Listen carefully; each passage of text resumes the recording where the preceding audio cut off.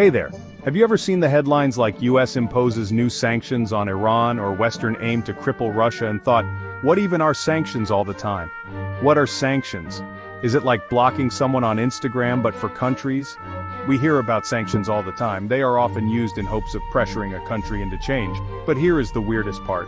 Some countries have been under sanctions for decades and they are still standing. So it makes you ask, what exactly are sanctions? Why do countries use them? Do they actually work? Why do so many people say sanctions fail? In this video we will break down everything you need to know about sanctions. So we have been talking about how countries can be sanctioned, blocked from trading or using digital systems. But did you know people get digitally sanctioned too? Ever tried to access Netflix and it shows different countries or even not available in your region? Then you use the VPN to change the location. Sanctions are basically economic punishments that countries impose on other countries. Think of them as the international equivalent of putting someone in timeout, except instead of taking away video games, you're cutting off trade, freezing bank accounts, and blocking access to global financial systems. There are different types of sanctions. Trade sanctions stop countries from buying or selling certain goods. Financial sanctions freeze assets and block access to international banking. Travel sanctions ban officials from visiting other countries. Arms embargoes prevent weapons sales. Then you have targeted sanctions, also called smart sanctions. Instead of punishing an entire country, these focus on specific individuals or companies. They might freeze a dictator's personal assets or ban certain oligarchs from traveling. The most extreme form is comprehensive sanctions, where a country gets almost completely cut off from the global economy. Cuba, Iran, and North Korea have faced these kinds of total economic blockades for decades. Sanctions can be unilateral, where one country acts alone, like the US sanctioning Venezuela. Or multilateral, where multiple countries coordinate, like the European Union and US working together on Russia sanctions. The goal is always the same: make life so economically painful that the target country changes its behavior. It's diplomacy through economic pressure rather than military force. Countries use sanctions because they want to punish bad behavior without going to war. It's the middle ground between angry diplomatic letters and dropping bombs. Politicians can look tough on foreign policy without sending soldiers into combat. The official reasons are usually human rights violations, nuclear weapons programs, terrorism support, or military aggression. When Russia invaded Ukraine, the West imposed massive sanctions to punish the aggression and hopefully force a withdrawal. Sometimes sanctions are about domestic politics. US politicians face pressure to do something about countries like Iran or China. Sanctions let them show action without the risks and costs of military intervention. There's also the deterrent effect. When other countries see the economic pain sanctions cause, they might think twice before similar actions. It's supposed to send a message that bad behavior has consequences. Sanctions can also be about isolating rival powers. The US uses sanctions to prevent countries like China or Russia from accessing advanced technology that could strengthen their militaries or economies.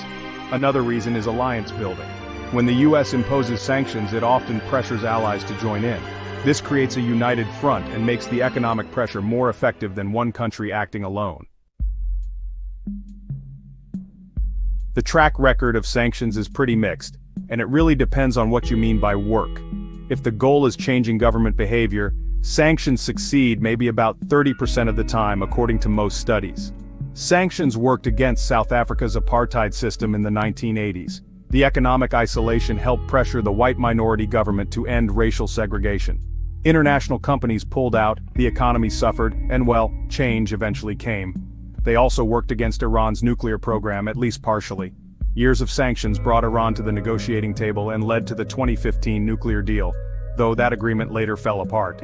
But for every success story, there are, honestly, multiple failures.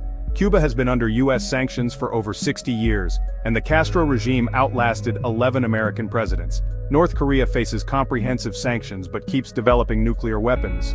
Iran is still under sanctions and still supports proxy groups across the Middle East.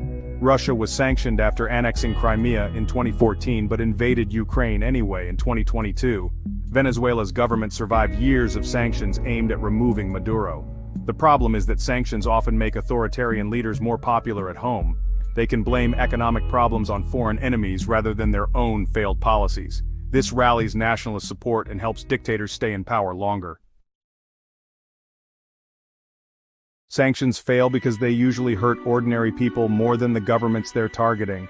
When food prices skyrocket or medicine becomes unavailable, regular citizens suffer while politicians stay comfortable in their luxury bunkers. Authoritarian governments are experts at redirecting pain downward. They make sure the military and security forces stay well-fed and paid while everyone else struggles. The people with guns keep the regime in power, not the people buying groceries. Sanctions also create black markets and workarounds. Countries find new trading partners, use different currencies, or smuggle goods through third countries. Iran sells oil to China despite US sanctions. North Korea trades with Russia despite UN sanctions. Another problem is that sanctions take years to bite, but politics moves fast.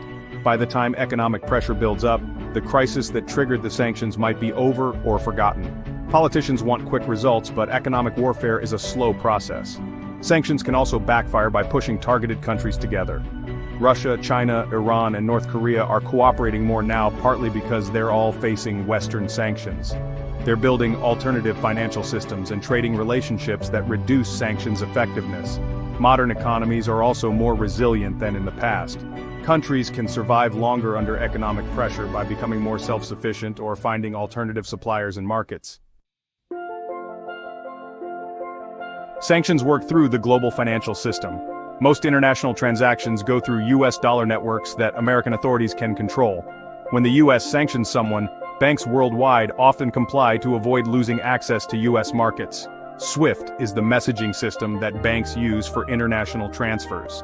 Getting kicked off SWIFT makes it nearly impossible to do international business. Russia was partially removed from SWIFT after invading Ukraine, cutting off many Russian banks from global finance. Asset freezes are another powerful tool. When someone's foreign bank accounts get frozen, millions or even billions of dollars become instantly inaccessible. This hurts wealthy individuals and companies that keep money in international banks. Trade sanctions work by blocking imports or exports of specific goods. Oil embargoes cut off energy revenue. Technology sanctions prevent access to advanced computer chips or software. Arms embargoes stop weapons sales. Secondary sanctions are the nuclear option. These threaten to punish anyone who does business with the sanctioned country. If you trade with Iran, the US might sanction you too. This forces companies worldwide to choose between the sanctioned country and the US market. The threat of sanctions can be as powerful as actual sanctions. Companies often self-censor and avoid risky business relationships to prevent getting caught up in future sanctions programs. So do sanctions work? The honest answer is sometimes, but not as often as politicians hope. They're better at causing economic damage than changing political behavior. They're more effective against democracies than dictatorships, and against smaller countries than major powers. Sanctions do serve some purposes beyond their stated goals. They let countries express disapproval, build international coalitions, and satisfy domestic political pressure without going to war. They're a diplomatic tool, not a magic solution. The biggest problem with sanctions is that they often hurt innocent people, while the targeted leaders stay comfortable. Cuban citizens suffer under US sanctions, but the Castro family lived well for decades. Iranian people struggle with economic hardship while the Revolutionary Guard maintains power. Some experts argue for smarter, more targeted sanctions that focus on specific individuals and avoid humanitarian damage. Others say sanctions are fundamentally flawed and should be abandoned for more effective diplomatic approaches. The reality is that sanctions will keep being used because they're politically popular and relatively low cost compared to military action. Whether they actually solve problems or just create new ones depends on the specific situation. What's clear is that sanctions are more complex than they appear in headlines. They're not just economic tools, they're political weapons with real human consequences that we should understand better. If you want to learn more about international politics and economics, make sure to subscribe to the channel. We break down complex topics like this to help you understand how the world really works, not just how politicians want you to think it works. Hit that subscribe button and notification bell, because understanding international politics helps you make sense of the news, and there's always more to the story than what you see in headlines.